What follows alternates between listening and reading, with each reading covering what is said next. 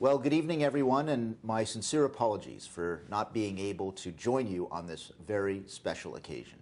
I'd like to thank the organizers at Life Sciences Ontario for giving me the opportunity to say a few personal words in honor of this year's Lifetime Achievement Award winner, Dr. Calvin Stiller.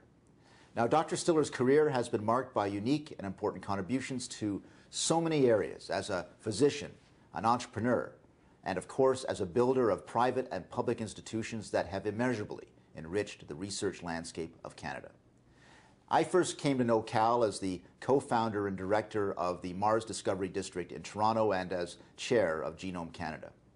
As I have served as Minister of Health and later Minister of Industry, we have continued to cross paths as he and his team work to bring research and business communities together under one roof.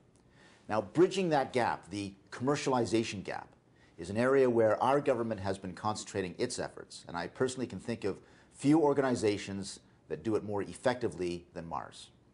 Dr. Stiller's leading role in several S&T-focused venture capital funds is just more proof of what everyone in this room already knows.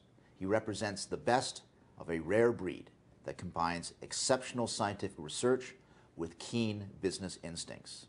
Now, since I've promised to keep things brief, I won't be able to recount all of Cal's successes to you. The list is simply too long. But I will leave you with my sincere thanks on behalf of the Government of Canada for all, Cal, that you have done to bring scientific discovery to Canadians, to the real people who benefit most from the genius that takes place in our labs and research facilities. Cal, you are truly a creative Canadian catalyst and are most deserving of this Lifetime Achievement Award.